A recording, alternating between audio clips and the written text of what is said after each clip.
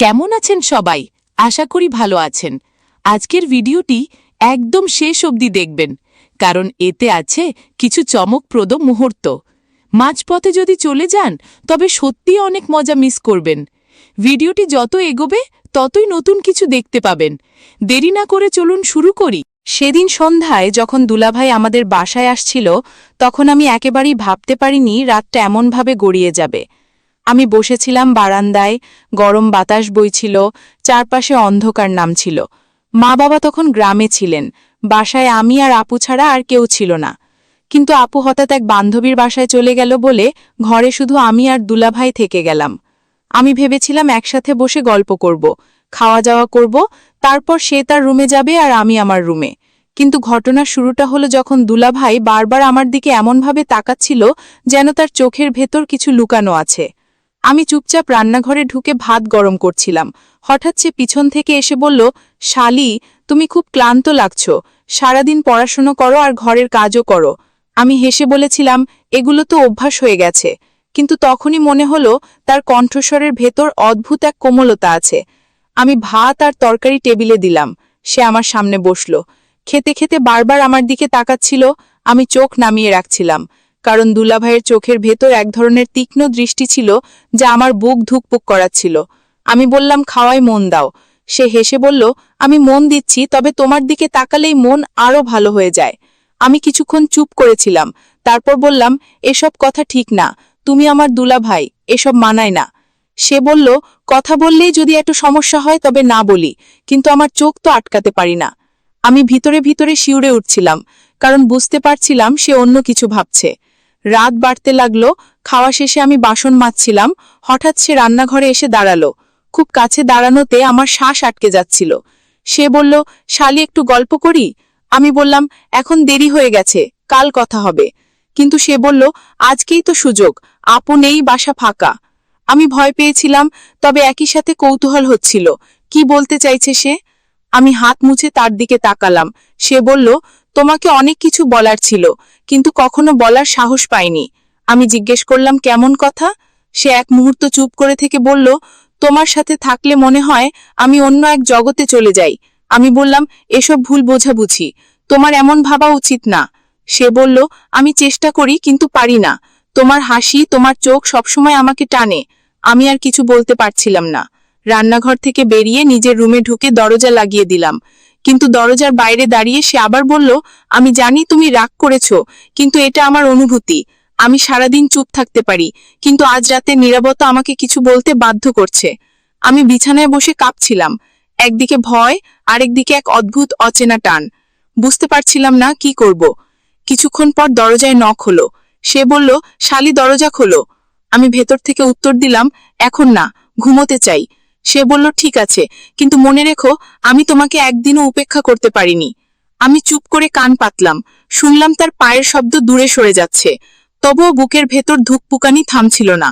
আমি আলো নিভিয়ে অন্ধকারে বসেছিলাম, মনে হচ্ছিল এই রাতটা হয়তো আমার জীবনের মোড় ঘুরিয়ে দেবে, যদিও তখনও জানতাম না পরের ঘটনা আমাকে কতটা নাড়িয়ে দেবে।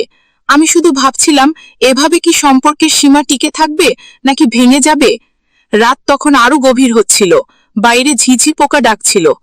আমি জানতাম আমার ঘুম আসবে না, কারণ আমার ভিতরের অস্থিরতা প্রতিটা মুহূর্তে বাড়ছিল। রাত বাড়তে থাকলো, আমি শুয়ে থেকেও ঘুমাতে পারছিলাম না। বারবার মনে হচ্ছিল দুলাভাই ঠিক পাশের ঘরেই আছে, আর তার চোখের সেই অদ্ভুত দৃষ্টি আমার ভেতর কাঁপন ধরাচ্ছে। আমি বারবার নিজেকে বোঝাচ্ছিলাম আমি ভুল ভাবছি, কিন্তু মনে হচ্ছিল যেন দরজার ওপাশে তার উপস্থিতি টের পাচ্ছি। হঠাৎ করেই দরজা আস্তে খুলে গেল। আমি অবাক হয়ে উঠে বসলাম। দুলাভাই ভেতরে ঢুকে দরজা ভেজিয়ে দিল। আমি কেঁপে উঠে বললাম, এটা কি করছো? সে শান্ত স্বরে বলল, ভয় পেও না, শুধু একটু কথা বলতে এসেছি। আমি রাগ দেখিয়ে বললাম, এসব সময় কথা বলার না, কাল সকালে বলো। সে ধীরে ধীরে এগিয়ে এসে বলল, শালি, আমি জানি তুমি আমাকে শুধু দুলাভাই হিসেবেই দেখো, কিন্তু আমি তোমাকে অন্য চোখে দেখি অনেক দিন ধরে। আমি তখন থম মেরে বসেছিলাম, ভেতরে ভেতরে ভয়ও পাচ্ছিলাম, আবার কৌতূহলও হচ্ছিল, কারণ তার চোখে যেটা দেখছিলাম সেটা ছিল অদ্ভুত রকমের সত্যি। আমি বললাম, এসব বলা উচিত হয়নি, আমাদের মধ্যে দূরত্ব থাকা দরকার। সে বলল, দূরত্ব যদি এত সহজে রাখা যেত তাহলে আমি রাখতাম, কিন্তু প্রতিবার তোমার সামনে দাঁড়ালে আমি নিজেকে সামলাতে পারি না। আমি বললাম, তুমি বুঝতে পারছো তো তুমি যা বলছো সেটা ঠিক না? সমাজ, সম্পর্ক সবকিছু ভেঙে যাবে। সে বলল, আমি জানি, তবু মনকে মানাতে পারছি না। তার কণ্ঠ এতটাই দৃঢ় ছিল যে আমি থেমে গেলাম। সে ধীরে ধীরে খাটের কাছে এসে বসল। আমি একটু সরতে চাইলাম, কিন্তু জায়গা পাচ্ছিলাম না। বুকের ভেতর তখন প্রচণ্ড ধুকপুকানি। সে বলল, তুমি চাইলে আমি আর কিছু বলবো না, কিন্তু সত্যিটা একবার জানতেই হতো। আমি বললাম, এখন দয়া করে বেরিয়ে যাও, আমি চাই না কোনো ভুল হোক। সে দীর্ঘশ্বাস ফেলে বলল, ঠিক আছে, তবে মনে রেখো, আমি শুধু তোমার কাছেই সত্যিকারের নিজের মতো থাকতে পারি, আমি কারো কাছে এমন সাহস পাই না। আমি চুপ করেছিলাম। আমার ভেতরে অদ্ভুত এক টানাপোড়ন চলছিল। একদিকে দায়িত্ববোধ, আরেকদিকে এক অচেনা অনুভূতি। সে উঠে দাঁড়ালো, দরজা খুলে বাইরে চলে গেল। আমি ভেতরে বসে মাথা হাতে নিলাম। মনে হচ্ছিল আমি এক অজানা ঝড়ে পড়ে গেছি। রাত যত গভীর হচ্ছিল ততই আমার ভেতর অস্থিরতা বাড়ছিল। আমি ঠিক করতে পারছিলাম না, আমি কি সত্যিই দুলাভাইকে ভুল বুঝছি, নাকি তার ভেতরের টান সত্যিই আমাকে স্পর্শ করছে। বাইরে চাঁদের আলো ঘরে ঢুকছিল, বাতাস পর্দা উড়িয়ে দিচ্ছিল। আমি জানতাম আমার পক্ষে এই রাতটা শান্তভাবে শেষ করা সম্ভব নয়। বুকের ভেতর শুধু একটাই প্রশ্ন ঘুরছিল, আমি কি ঠিক করছি, নাকি এমন এক জায়গায় চলে যাচ্ছি যেখান থেকে আর ফেরা যাবে না। আমি ভেবেছিলাম দুলাভাই ঘরে ফিরে গেলে সব শান্ত হয়ে যাবে, কিন্তু সত্যি বলতে কিছুই শান্ত হলো না। বরং তার চলে যাওয়ার পরও তার গায়ের গন্ধ যেন ঘরে রয়ে গেল। আমি চোখ বন্ধ করলেই মনে হচ্ছিল সে আমার সামনে দাঁড়িয়ে আছে।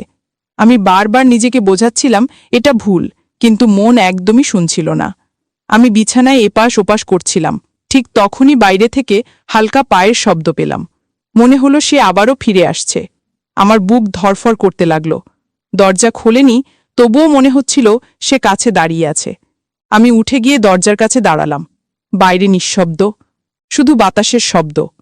আমি আবার বিছানায় ফিরে এলাম, কিন্তু ঘুম তো আসেইনি। মাথায় শুধু তার কথাগুলো ঘুরছিল। তুমি চাইলে আমি কিছু বলবো না, কিন্তু সত্যিটা একবার জানতেই হতো। এই লাইনটা বারবার কানে বাজছিল। আমি ভাবছিলাম, সত্যিই কি সে আমার প্রতি এতটা টান অনুভব করে, নাকি হঠাৎ আবেগে এসব বলছে। হঠাৎ জানালার পর্দা সরে গিয়ে বাইরে থেকে চাঁদের আলো আমার মুখে পড়ল। সেই আলোতে মনে হলো আমি কোনো নাটকের চরিত্র যে আটকে গেছে নিষিদ্ধ এক দ্বন্দ্বে। আমি মনে মনে প্রার্থনা করছিলাম রাত যেন দ্রুত কেটে যায়, কিন্তু প্রতিটা মিনিট যেন ঘণ্টার মতো দীর্ঘ হয়ে যাচ্ছিল। হঠাৎ আমার ফোনে মেসেজ এলো। হাত কাঁপতে কাঁপতে ফোন হাতে নিলাম। দেখলাম দুলাভাই লিখেছে, যদি পারো একটু বারান্দায় আসো। আমি প্রথমে ভয়ে কেটে উঠলাম। তারপর নিজেকে সামলে ভাবলাম যাওয়া উচিত নয়, কিন্তু পা যেন নিজে থেকেই টানছিল।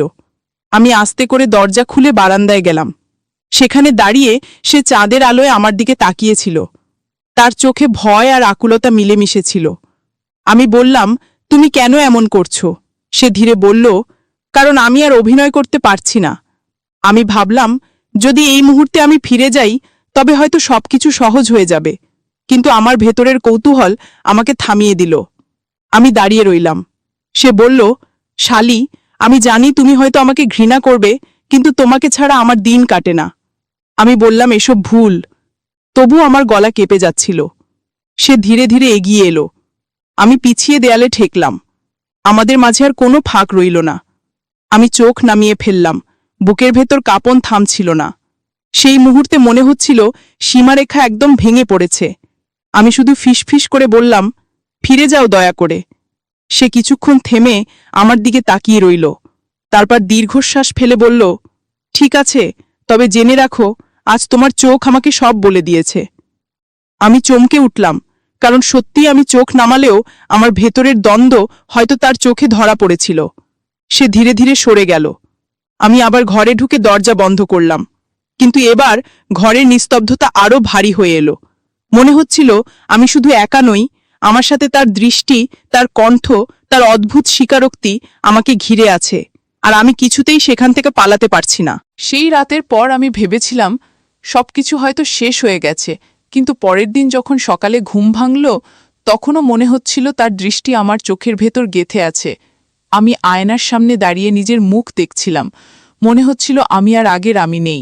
ভেতরে যেন এক অদ্ভুত পরিবর্তন হয়ে গেছে। দুলাভাই তখনও ঘরে ছিল। আমি রান্নাঘরে গিয়ে নাস্তা তৈরি করতে লাগলাম। হঠাৎ সে এসে দাঁড়ালো দরজার কাছে, শান্তস্বরে বলল, শালি, তুমি কি আমার উপর খুব রাগ করেছ? আমি কিছু বললাম না, শুধু চুপচাপ কাজ করতে লাগলাম। সে এগিয়ে এসে বলল, তুমি কিছু না বললেও আমি তোমার নীরবতায় সব বুঝতে পারছি। আমি বললাম, তুমি এসব আর বলো না, আমাদের সম্পর্ক এমন নয়।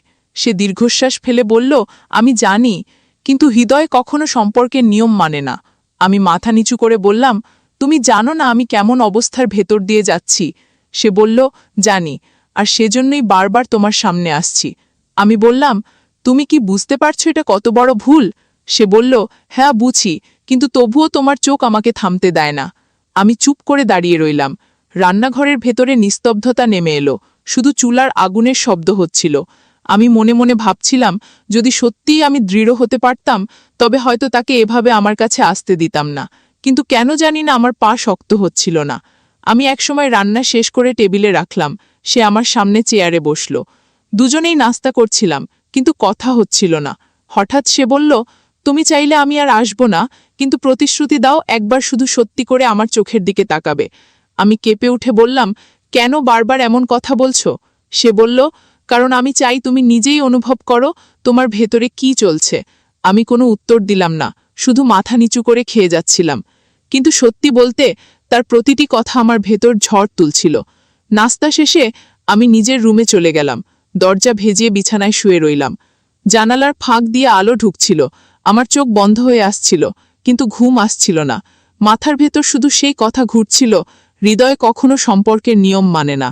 আমি ভাবছিলাম, সত্যিই কি আমি তাকে অন্যভাবে দেখতে শুরু করেছি, নাকি এটা শুধু এক রাতের বিভ্রম। কিন্তু যতই অস্বীকার করি, মনে হচ্ছিল আমি আস্তে আস্তে তার টানে ভেসে যাচ্ছি। সন্ধ্যায় আবার দেখা হলো। আমি বসেছিলাম বারান্দায়, সে এসে পাশে বসল। কিছুক্ষণ চুপ থেকে বলল, শালি, আমি জানি তুমি কিছু বলবে না, কিন্তু তোমার নীরবতা আমাকে ভেতর থেকে ভেঙে দিচ্ছে। আমি তার দিকে তাকালাম না, শুধু বললাম, চুপ করে থাকো। সে হাসল, বলল, তুমি যতই চুপ করো, ততই আমি তোমার কাছ থেকে শব্দ শুনতে চাই। আমি আর সহ্য করতে পারছিলাম না। উঠে দাঁড়িয়ে বললাম, আমার আর ভালো লাগছে না। সে হাত বাড়িয়ে বলল, থাকো, আমি কিছুই করব না, শুধু বসো। আমি থেমে গেলাম, আবার বসে পড়লাম, কারণ সত্যিই আমার পক্ষে সরে যাওয়া কঠিন হয়ে যাচ্ছিল। আমি বুঝতে পারছিলাম এই টানাপোড়েনের শেষ কোথায় জানি না, কিন্তু প্রতিটি মুহূর্তে আমি সীমারেখা থেকে সরে আসছিলাম, আর হয়তো একদিন আমি আর ফিরতে পারবো না। সেই সন্ধ্যায় যখন আমি বারান্দায় বসেছিলাম, তখন বাতাসে এক ধরনের অদ্ভুত ভারী গন্ধ ছিল। মনে হচ্ছিল চারপাশের নীরবতা আমার বুকের ভেতরের অস্থিরতার মতোই জমাট বেঁধে আছে। দুলাভাই এসে পাশে দাঁড়াতেই আমি টের পেলাম তার উপস্থিতি আমার শরীর কাঁপিয়ে দিচ্ছে। আমি চোখ ফিরিয়ে রাখতে চাইলাম, কিন্তু পারলাম না। সে শান্ত কণ্ঠে বলল, শাড়ি, তুমি যদি সত্যিই মনে করো আমি ভুল করছি, তবে আমাকে থামাও, আমি আর কিছু বলবো না। আমি কিছুক্ষণ চুপ করে থেকে বললাম, তুমি কেন বারবার আমাকে এমন অবস্থায় ফেলছ? সে দীর্ঘশ্বাস ফেলে বলল, কারণ আমি নিজেকে আটকাতে পারছি না। তোমার নীরবতাই আমাকে সাহস দেয়। আমি বললাম, নীরবতা মানে সম্মতি নয়। সে বলল, তবুও নীরবতা অনেক সময় সবকিছু বলে দেয়। আমি হঠাৎ চমকে উঠলাম, কারণ সত্যিই আমি নীরব থাকলেও ভেতরে ভেতরে কত কিছু চলছিল, যা হয়তো আমার চোখে ধরা পড়ছিল। সে আমার খুব কাছে এসে দাঁড়ালো। আমি দেয়ালে ঠেকলাম, বুক ধড়ফড় করছিল। আমি ফিসফিস করে বললাম, দয়া করে দূরে থাকো। সে ধীরে বলল, তুমি যদি একবার আমার চোখের ভেতর তাকাও, তবে বুঝবে আমি কি চাই। আমি কাঁপা কণ্ঠে বললাম, আমি বুঝতে চাই না। সে বলল, তাহলে কেন এভাবে দাঁড়িয়ে আছো? পালিয়ে যেতে তো পারো। আমি ভেতরে ভেতরে স্তব্ধ হয়ে গেলাম, কারণ সত্যিই আমার পা নড়ছিল না। আমি শুধু তার চোখের ভেতর ডুবে যাচ্ছিলাম। মুহূর্তটা এত অদ্ভুত ছিল যে মনে হচ্ছিল পৃথিবী থেমে গেছে। হঠাৎ বাইরে ঝড়ের হাওয়া বইল, পর্দা উড়ে গিয়ে আমাদের মুখে আঘাত করল। আমি চমকে উঠে সরতে চাইছিলাম, কিন্তু সে হাত বাড়িয়ে দরজার ফ্রেমে ঠেকল। আমি আটকা পড়ে গেলাম। বুকের ভেতর ভয় আর টান একসাথে ছুটছিল। আমি বললাম, তুমি জানো এটা ঠিক না? সে মাথা নিচু করে বলল, জানি, তবুও তোমাকে ছাড়া কিছু ভাবতে পারি না। আমি চোখ বন্ধ করে ফেললাম। মনে হচ্ছিল আমি এক অচেনা আবেগের ভেতর হারিয়ে যাচ্ছি। কিছুক্ষণ নিস্তব্ধতা ছিল, শুধু ঝড়ের শব্দ হচ্ছিল। তারপর সে ধীরে ধীরে সরে গেল। সেই রাতের পর আমি মনে মনে প্রতিজ্ঞা করেছিলাম আমি আর দুলাভাইয়ের চোখের দিকে তাকাবো না, কারণ তার চোখে এমন এক টান আছে যা আমাকে দুর্বল করে দেয়। কিন্তু মানুষ যত বেশি কিছু থেকে পালাতে চায় ততই সে জড়িয়ে যায়। কয়েকদিন পর এক রাতে বাসায় আমি আর দুলাভাই একা ছিলাম। আপু বাইরে গেছে আর মা বাবা তখনও গ্রামে। আমি বই হাতে পড়ার চেষ্টা করছিলাম, কিন্তু মন বসছিল না। হঠাৎ দরজায় টোকা পড়ল। আমি বললাম, কি হয়েছে? সে ভেতরে এসে চুপচাপ দাঁড়ালো। আমি বই নামিয়ে বললাম, তুমি কি আবার একই কথা বলতে এসেছ? সে ধীরে বলল, না, আজ কিছু বলতে আসিনি, শুধু তোমার পাশে বসতে চাই।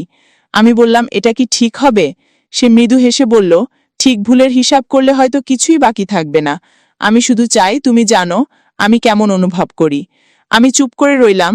সে আমার বিছানার পাশে বসল। আমরা দুজনেই কিছু বলছিলাম না। ঘরের ভেতর নিস্তব্ধতা জমে উঠছিল। হঠাৎ সে বলল, শানি, তুমি কি সত্যি একবারও আমাকে ভিন্নভাবে দেখোনি? আমি কেঁপে উঠলাম, কারণ এই প্রশ্নটা আমার ভেতরের সত্যিকে নাড়িয়ে দিল। আমি ধীরে বললাম, আমি জানি না, হয়তো দেখেছি, হয়তো না। সে হাসল, বলল, তাহলে তুমি আর আমার মধ্যে পার্থক্য কম। আমি মাথা নিচু করে নীরব থাকলাম। কিছুক্ষণ পর সে বলল, তুমি যদি চাও আমি এখানেই থেমে যাব। আমি তার দিকে তাকালাম, দেখলাম তার চোখে ভয়ের সাথে সাথে এক অদ্ভুত কোমলতা। আমি বললাম, থামা যদি এত সহজ হতো তবে ভালো হতো। সে কাছে ঝুঁকে বলল, তাহলে তুমিও আমার মতোই আটকে গেছো। আমার ঠোঁট শুকিয়ে যাচ্ছিল, বুকের ভেতর ধুকপুকানি বেড়ে যাচ্ছিল। আমি ফিসফিস করে বললাম, তুমি জানো এটা আমাদের কারোর জন্যই সহজ নয়। সে বলল, সহজ না বলেই তো সত্যি। আমি চোখ বন্ধ করে ফেললাম। মনে হচ্ছিল আমি নিজেকে হারিয়ে ফেলছি, কিন্তু একই সাথে অদ্ভুতভাবে মুক্তও হচ্ছি। মুহূর্তটা যেন আমাদের দুজনকে বেঁধে ফেলল। তারপর হঠাৎ সে উঠে দাঁড়ালো, দরজার কাছে গিয়ে বলল, আমি প্রতিশ্রুতি দিচ্ছি তোমাকে কখনো কষ্ট দেব না, কিন্তু এই সত্যিটা আজীবন আমার ভেতরে থাকবে। আমি স্তব্ধ হয়ে রইলাম। মনে হচ্ছিল আমার ভেতর ভাঙন ধরল, আবার গড়ে উঠল। সে বেরিয়ে গেল। দরজা আস্তে বন্ধ হয়ে গেল। আমি বিছানায় বসে ভাবছিলাম, আমি কি সত্যিই ভুল করছি, নাকি এমন এক অনুভূতির কাছে হার মানছি যেটা থামানো সম্ভব নয়। জানালার ফাঁক দিয়ে চাঁদের আলো আমার মুখে পড়ছিল। আমি বুঝতে পারছিলাম আমার জীবন আর আগের মতো থাকবে না, কারণ একবার যে সীমারেখা ভাঙে তার ভেতরে আর পুরনো নিয়ম মানতে ইচ্ছে করে না। সেদিন থেকে প্রতিটা রাত আমার জন্য নতুন এক দ্বন্দ্ব হয়ে উঠল। আমি ভেবেছিলাম সময় সব মুছে দেবে, কিন্তু আসলে সময় সেই মুহূর্তগুলোকে আরো গভীর করে